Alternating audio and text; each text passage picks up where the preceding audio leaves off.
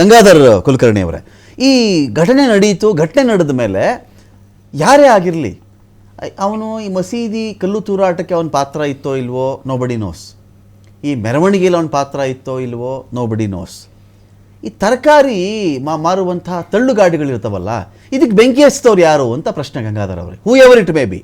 ಅವ್ನು ತರಕಾರಿ ಗಾಡಿಗೆ ಅವ್ನು 1000 ಹಾಕಿರ್ತಾನೋ, 2000 ಹಾಕಿರ್ತಾನೋ, 5000 ಒಂದು ಗಾಡಿ ಹಾಕಿರ್ತಾನೋ, 10,000 ಒಂದು ಬಂಡವಾಳ ಹಾಕಿರ್ತಾನೋ. ಬೆಳಗ್ಗೆ ಬಂಡವಾಳ ಹಾಕಬೇಕು, ಸಾಯಂಕಾಲದ ಬೆಳಗ್ಗೆ ಅವನ ಮಕ್ಕಳಿಗೆ, ಅವನ ಮನೆಗೆ, ರೇಷನ್ಗೋ, ಮಕ್ಕಳು ಓದ್ಗೋ ಅವನು ದುಡಿಮೆ ಮಾಡಬೇಕು.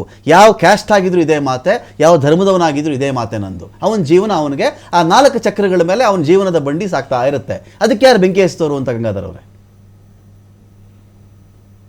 ಅವ್ರು ಯಾರು ಆ ರೀತಿ ಹಚ್ಚಿದ್ದಾರೆ ಅವರಂತೂ ರಾಕ್ಷಸರು, ಅವ್ರು ಮನುಷ್ಯರಾಗ್ಲಿಕ್ಕೆ ಸಾಧ್ಯನೇ ಇಲ್ಲ. ಈ ರೀತಿಯಾಗಿ ಕ್ರಿಯೆ ಪ್ರತಿಕ್ರಿಯೆ ಮಾಡ್ತಾ ಹೋದ್ರೆ ಎಂಡ್ಲೆಸ್ ಆಗ್ತಾ ಹೋಗುತ್ತೆ. ಸೊ ಅವ್ರು ಯಾರೋ ಅಮಾಯಕರನ್ನ ಈ ರೀತಿ ದಾಳಿ ಮಾಡೋದ್ರಿಂದ, ಬೆಂಕಿ ಹಚ್ಚೋದ್ರಿಂದ ಇದಕ್ಕೆ ಪರಿಹಾರ ಸಿಗೋದಿಲ್ಲ. ಯಾರು ತಪ್ಪು ಮಾಡಿದ್ದಾರೆ ಅವ್ರಿಗೆ ಏನಾಗ್ಬೇಕಾಗಿದೆ ಅನ್ನೋದ್ರ ಸಲುವಾಗಿ ನಾವು ಯೋಚನೆ ಮಾಡ್ಬೇಕಾಗಿದೆ. ಒಂದು ಇದ್ರೊಳಗೆ ಆಗ್ಲೇ ಕಾಂಗ್ರೆಸ್ ವಕ್ತಾರರು ಒಂದು ಹೇಳ್ತಾ ಇದ್ರು, ಚುನಾವಣಾ ಬಂತಂದ್ರೆ ಈ ರೀತಿಯಾದಂತ ಗಲಭೆಗಳಾಗ್ತಾವ ಅಂತ ಹೇಳಿ. ಯಾಕ್ರಿ ಈ ರೀತಿಯಾಗಿ ಸಮರ್ಥನೆ ಮಾಡ್ಕೊಂಡು ಇಂಥ ಬೆಂಕಿಗೆ ತುಪ್ಪ ಸುರಿಯುವಂತ ಕೆಲಸ ಮಾಡ್ತಾ ಇದ್ದೀರಿ? ಹೇಳೋ ಮಾತಾ ಇದು. ಹಾಗಾದ್ರೆ ನಾಗಮಂಗಲದಲ್ಲಿ ಯಾವ ಚುನಾವಣೆ ನಡೀತಾ ಇತ್ತು, ಮೈಸೂರಿನಲ್ಲಿ ಯಾವ ಚುನಾವಣೆ ನಡೀತಾ ಇತ್ತು? ಯಾಕೆ ಇಂಥ ಒಂದು ಬೌದ್ಧಿಕ ದಿವಾಳಿತನ ಕಾಂಗ್ರೆಸ್ಗೆ ಬರ್ತಾ ಇದೆಯೋ ಗೊತ್ತಿಲ್ಲ. ಯಾವ ವಿಷಯಗಳನ್ನ ಹೇಗೆ ನೀವು ತಗೊಂಡು ಹೋಗ್ತಾ ಇದ್ರಿ ಅಂತಂದ್ರೆ ಯೋಚನೆ ಮಾಡಿದ್ರೆ ನಾವು ಸರ್ ವಿಚಿತ್ರ ಅನ್ಸುತ್ತೆ. ಯಾವ ಅಂಗಲಿಂದ ನೋಡ್ತಾ ಇದ್ರಿ ನೀವು? ಈಗ ಅಲ್ಲಿ ಒಂದು ಯಾವ್ದೋ ಉಪಚುನಾವಣೆ ಅದಕ್ಕೆ ಅದನ್ನು ಜೋಡಿಸುವಂತ ಪ್ರಯತ್ನ. ಈ ರೀತಿ ನೀವು ಮಾತಾಡ್ತಾ ಹೋದ್ರೆ ಹಾಗಾದ್ರೆ ನೀವು ಇದು ಇಂಡೈರೆಕ್ಟ್, ನಾವು ಅದನ್ನೇ ಹೇಳಿದ್ದು ಪ್ರಾರಂಭಕ್ಕೆ, ಈ ರೀತಿಯಾದಂತಹ ಮಾನಸಿಕತೆ ಏನು ಇವತ್ತು ಸರ್ಕಾರ ಕೊಡ್ತಾ ಇದೆಯಲ್ಲ, ಅದಕ್ಕೆ ಅವ್ರಿಗೆ ಈ ರೀತಿಯಾದ ಧೈರ್ಯ ಬರ್ತಾ ಇದೆ. ಇನ್ನು ಉಮರ್ ಶರೀಫ್ ಅವರು ಮಾತು ಹೇಳಿದ್ರು, ಇದೆಲ್ಲ ಈ ರೀತಿ ನಡಿಬಾರ್ದು, ಅದಕ್ಕೆಲ್ಲ ಬಹಳ ಬೇಜಾರಿನಲ್ಲಿ ಹೇಳಿದ್ರು. ಅದು ಒಂದ್ ಕಡೆಯಿಂದ ನಾವು ಒಪ್ಕೊಳ್ಳೋದಾದ್ರೆ, ಆದ್ರೆ ಇವರು ಬೇಜಾರುಗಳು ಯಾವುದೂ ಸಹ ಕಾರ್ಯರೂಪಕ್ಕೆ ಬರ್ತಾ ಇರೋದ್ರಿಂದ ಇವತ್ತು ಸಮಾಜ ಎಷ್ಟು ಇವರು ನಂಬಬೇಕು ಅನ್ನುವಂತ ಸ್ಥಿತಿ ನಿರ್ಮಾಣ ಆಗಿದೆ. ಬರ್ಲಿ ಅವ್ರ ರಸ್ತೆಗೆ ಬಂದ್ ನಿಂತ್ಕೊಳ್ಳಿ ಅವರು. ಅರೆ ಅವ್ರೊಬ್ರೇ ಅಲ್ಲ, ಅವ್ರ ಜೊತೆ ಇನ್ನೂ ಇದ್ದಾರೆ ಸಾಕಷ್ಟು ಜನ, ಒಳ್ಳೆ ಜನ ಯಾರಿದ್ದಾರೆ, ಎಲ್ಲರೂ ಒಂದ್ಸಲ ಕರ್ಕೊಂಡು ಬನ್ನಿ ರಸ್ತೆಗೆ. ಹೇಳಿ, ಇದು ನಮ್ಮ ಇಸ್ಲಾಂ ಅಲ್ಲ,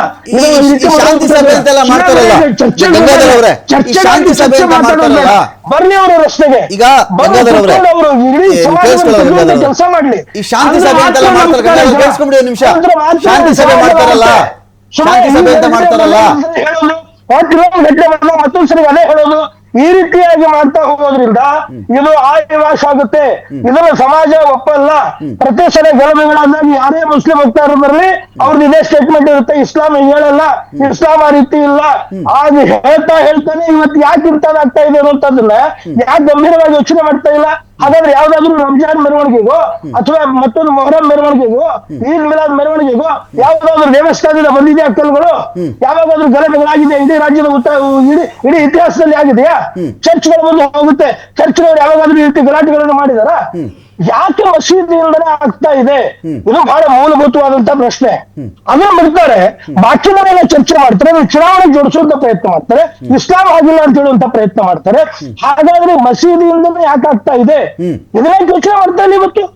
ಸೊ ಇದು ಮೂಲಭೂತವಾದಂತಹ ಚರ್ಚೆ ಆಗ್ಬೇಕು. ಅವ್ರು ಇದ್ರ ಜೊತೆಗೆ ಪೊಲೀಸ್ ಬಂದೋಬಸ್ತಿಯನ್ನು ನೋಡಿದ್ರೆ ಎಷ್ಟೇ ಅವ್ರು ಸ್ವತಃ ಇದ್ದಾರೆ ಅಂತಂದ್ರೆ ಅಲ್ಲಿ ಏನೋ ಒಂದು ಅನಾಹುತ ಆಗುತ್ತೆ ಅನ್ನುವಂತಾದ್ರೆ ಸಂಜ್ಞೆ ಇತ್ತು ಅಂತ ಆಯ್ತು ಅದ್ರ ಅರ್ಥ.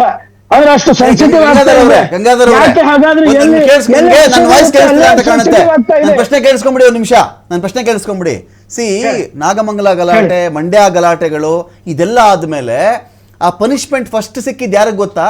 ಕಲ್ಲು ಹೊಡೆದವನ್ಗಲ್ಲ ಪನಿಷ್ಮೆಂಟ್ ಫಸ್ಟ್ ಸಿಕ್ಕಿದ್ ಜಾಸ್ತಿ, ಕಲ್ಲು ಒದೆ ತಿಂದವನ್ಗೂ ಅಲ್ಲ. ಈ ಪೊಲೀಸ್ ಸಿಬ್ಬಂದಿಗಳಿದ್ರಲ್ಲ, ಸಸ್ಪೆಂಡ್ ಮಾಡಿಬಿಟ್ರು. ಇಂಥ ಸಂದರ್ಭಗಳಲ್ಲಿ ಅವರು ಕೂಡ ಯಾರೇ SP ಆಗಿರ್ಲಿ, ಈಗ ಬಳ್ಳಾರಿ ಘಟನೆ ಆಯ್ತಪ್ಪ, ಬಳ್ಳಾರಿ ಘಟನೆ ಆಯಿತು, ಪನಿಷ್ಮೆಂಟ್ ಯಾರಿಗಾಯ್ತು ಹೇಳಿ? ಯಾರಿಗೆ ಪನಿಷ್ಮೆಂಟು? ಎಲ್ಲ ಆರಾಮಾಗಿ ಇದ್ದಾರಲ್ಲ. ಈಗ ಪನಿಷ್ಮೆಂಟ್ ಯಾರಿಗೆ ಹೇಳಿ? ಪೊಲೀಸ್ ಆಫೀಸರ್ಸ್ಗೆ. ಸೊ ಆ ಕಾರಣಕ್ಕೂ ಕೂಡ ನೋಡಪ್ಪ, ಈ ಟ್ರ್ಯಾಕಲ್ಲಿ ಹೋಗುತ್ತೆ, ಮಸೀದಿ ಮುಂದೆ ಹೋಗುತ್ತೆ, ನಾನು ಇದ್ದು ಬಿಡೋದು ಒಳ್ಳೇದು. ಎಲ್ರಿ ಹೋಗಿದ್ದ SP ಅಂದ್ಬಿಡ್ತಾರೆ ಇಮಿಡಿಯೇಟ್ ಆಗಿ. ರಾಜಕಾರಣಿ ಬಾಯಲ್ಲಿ ಬರೋ ಫಸ್ಟ್ ಪದ SP ಎಲ್ರಿ ಹೋಗಿದ್ದ ಅಂತ ಕೇಳಿಬಿಡ್ತಾರೆ. ರೆಸ್ಪೆಕ್ಟ್ ಕೂಡ ಇಲ್ಲದೆ ಮಾತಾಡ್ಸ್ಬಿಡ್ತಾರೆ ಅವ್ರಿಗೆ. ಆ ಕಾರಣಕ್ಕೆ ಇದ್ದಿರಬಹುದು.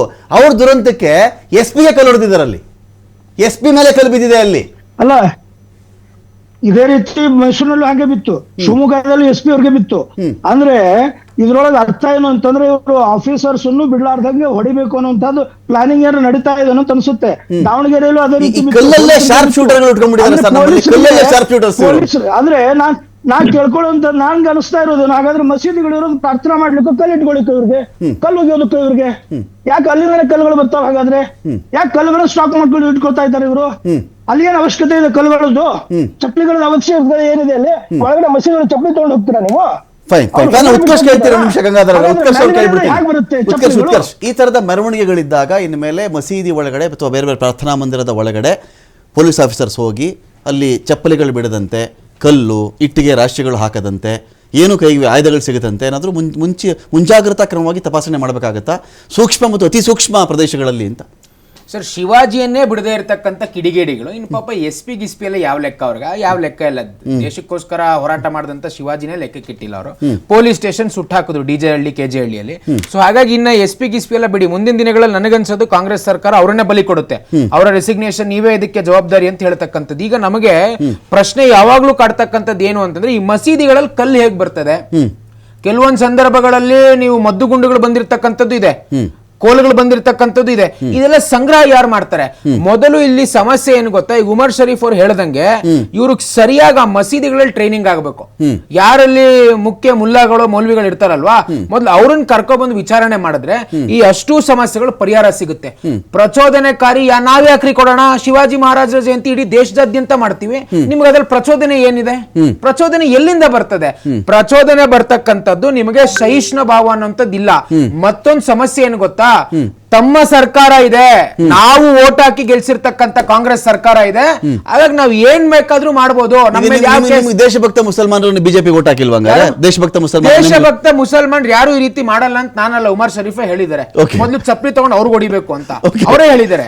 ಸೊ ಹಾಗಾಗಿ ದೇಶಭಕ್ತ ಮುಸಲ್ಮಾನರು ಅಬ್ದುಲ್ ಕಲಾಂ ರನ್ನ, ಸಂತ ಶಿಶುನಾಳ ಶರೀಫ್ ರನ್ನ ಆದರ್ಶವಾಗಿ ತಗೊಳ್ತಾರೆ.